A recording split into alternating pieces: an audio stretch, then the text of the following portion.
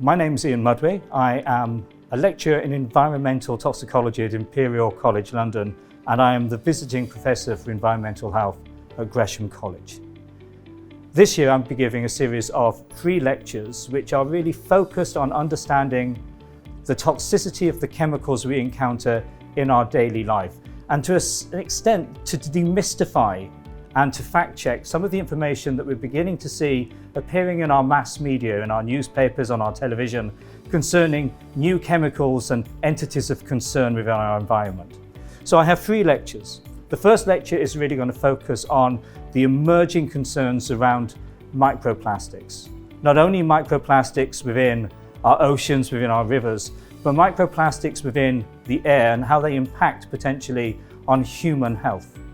Then I'm going to move on to consider the role of the forever chemicals, the PFAS family of chemicals, again, which we are hearing a lot about in our media, again because of their wide distribution throughout our environment, but also because we're beginning to identify those chemicals within human tissues, within human body fluids, and there is a question about what that means and how that impacts upon human health. And then the final lecture, I really want to pick up on something which you might consider to be more of a legacy issue: lead.